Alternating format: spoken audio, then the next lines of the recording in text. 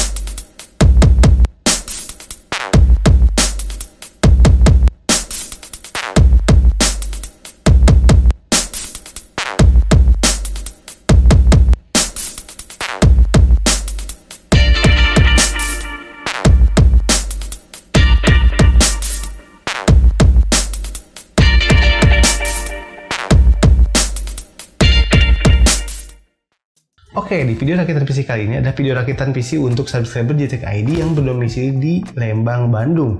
Dan sedikit banyak nantinya PC ini akan digunakan untuk produktivitas ringan seperti mendesain untuk usaha kaos clothingannya dia gitu ya. Seperti baju yang saya pakai ini dikirimi juga dari dia gitu ya. Untuk bahannya sih cukup bagus ya, ciri khas Bandung lah. Untuk sablonannya bagus juga ya, dengan mereknya dia Seedwear kalau nggak salah ya. Oke, nggak perlu basa-basi lagi. Jadi untuk rakitan PC-nya di sini rakitan PC menggunakan Intel yang generasinya cukup dibilang sangat baru, yaitu Intel generasi ke-10, namun dengan budget yang sangat minim, yaitu 4 jutaan saja. Nah, untuk komponennya apa saja, langsung saja kita simak satu persatu. Untuk prosesornya sudah pasti di sini menggunakan Intel generasi ke-10, yaitu prosesornya dari Intel Pentium G6400. Nah, di sini sudah memiliki 2 core dan 4 thread. Nah, ini tidak bisa dianggap remeh juga ya, karena base clock-nya dia sudah mencapai di 4 GHz. Ya, ini bisa menjadi opsi juga untuk kalian yang ingin rakit PC generasi 10 baru. Prosesor ini cukup bagus, nanti kita lihat untuk benchmarkingnya seperti apa ya. Dan untuk motherboardnya di sini saya menggunakan motherboard yang cukup kere-hore juga, dan juga kualitasnya cukup baik, yang nggak pernah ada masalah, udah cukup oke lah gitu ya digunakan gitu ya. Untuk kere-hore gitu kan. Di sini saya menggunakan ASRock H410, dimana di sini tidak ada slot M.2-nya gitu. Kalau kalian ingin membeli yang M.2, ada seri M.2-nya bisa kalian pilih. Dan untuk RAM-nya di sini, RAM-nya saya membudgetkan untuk memasangkan dari Geil Evo Potenza dengan frekuensi 2666 MHz. Di sini sudah dual kit juga dan sudah bisa dibaca oleh prosesornya, karena prosesornya sudah mampu membaca RAM dengan 2666 MHz. Jadi kalau kalian ingin memasangkan RAM dengan kecepatan segitu, udah bisa ya dipasangkan di prosesor ini. Nah, lalu untuk storage-nya di sini saya storage menggunakan 2 tipe penyimpanan, di mana satu penyimpanannya itu adalah sebuah SSD dari Adata SU650 dengan kapasitas 120 GB, yang mana di sini untuk OS sudah cukup lah gitu ya. Dan satu lagi untuk penyimpanannya di sini menggunakan hard disk yang bekas ya, Sigit Barakuda gitu ya. Dan di sini bergaransi 1 tahun. Lalu untuk PGA cardnya di sini saya menggunakan PGA card dari PowerColor RX 470, di mana mungkin PGA ini cocok disandingkan dengan prosesor ini. Nanti kita lihat dari hasil pengujiannya seperti apa. Dan untuk power supply-nya di sini saya menggunakan yang cukup murah juga ya, yang sesuai dengan budgetnya dia gitu ya. Di sini saya menggunakan power supply dari Aerocool United Power 500 Watt yang sering digunakan juga di rakitan PC sebelumnya, dan ya alhamdulillah tidak ada kendala ya. Tapi kalau kalian memang punya budget lebih, silahkan kalian bisa menggunakan power supply yang mungkin lebih populer atau lebih baik gitu ya. Tapi menurut saya sih ini sudah cukup baik ya untuk digunakan, apalagi untuk kere-hore gitu ya. Dan untuk bajunya di sini, casingnya di sini saya menggunakan casing yang cukup ganteng dari Cube Gaming Knock, yang mana casing ini juga pernah saya gunakan di rakitan PC sebelumnya. Jadi untuk Cube Gaming Knock ini sudah mendapat free satu fan RGB statik di bagian belakang ya. Jadi kita cukup menambahkan di bagian depan, dan saya menambahkan hanya satu di bagian depan dari Nemesis atau NYK ya, NYK Nemesis Spider gitu. Di sini memiliki desain yang cukup unik dan juga cocok dipadukan untuk bagian depan dari celah Cube Gaming Knock ini. Jadi terlihatnya cukup elegan lah, dan juga sedikit banyak menyatu dengan RGB strip dari casingnya. Jadi udah enak lah dilihatnya, cukup enak, cukup leluasa, dan ukurannya ATX ukurannya, jadi untuk airflow-nya juga udah cukup bagus gitu. Dan di Lembang pastinya udah dingin, jadi fan-nya hanya 2 sudah cukup lah gitu ya. Airflow juga udah cukup oke lah gitu untuk digunakan. Nah, untuk komponennya sudah disebutkan satu persatu, dan mari kita lihat hasil benchmarknya.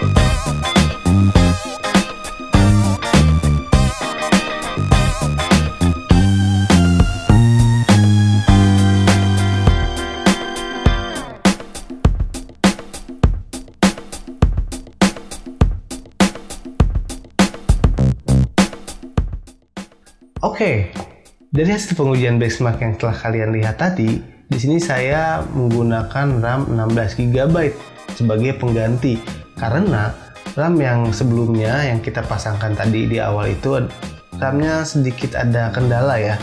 Jadi terpaksa saya harus mengklaim garansinya, dan agar konten ini tetap bisa berjalan saya memasangkan RAM yang 16 GB dulu gitu dari HyperX Fury gitu.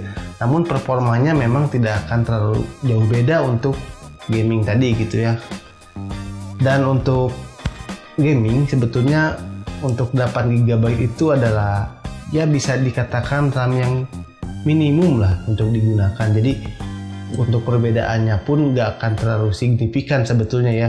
Namun kalau kalian memang ada budget, kalian bisa menggunakan RAM yang 16 GB langsung ya.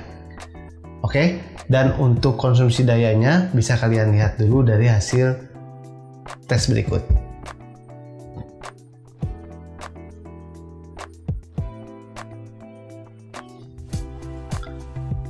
Nah, untuk benchmark sudah, untuk konsumsi listrik sudah, dan mari kita lihat untuk rincian harganya. Jadi untuk rincian harganya di sini menghabiskan budget sekitar 4 jutaan saja atau 4,9 juta ya. Ya ini cukup worth it mengingat ini adalah rakitan PC yang terbaru gitu ya, yang baru meskipun PGA cardnya bekas, dan juga di sini kalau ditambah ongkir ya jadi 5 juta juga ya, 5 juta 100. Namun basically ini 4,9 ya, 5 juta lah gitu. Nah, bagaimana menurut kalian? Silahkan kalian tuliskan pendapat kalian di kolom komentar, dan jika ada pertanyaan juga silahkan tuliskan di kolom komentar. Dan untuk kalian yang ingin dibantu rakit, kalian bisa DM ke Instagram kita di JTech ID, dan jangan lupa follow ya Instagram kita. Nanti jika ada kesempatan kita akan bantu rakit PC untuk kalian, dan untuk yang rakit itu PC sangat banyak ya. Jadi mungkin tidak semua juga bisa masuk konten gitu ya. Kita coba satu persatu untuk kalian ya, kita bantu. Dan mungkin itu saja dari saya. Terima kasih telah menonton video ini sampai selesai, dan jangan lupa like video ini dan juga subscribe channel JTech ID. Bersama saya Agung Saputra. Salam JTech ID. See you.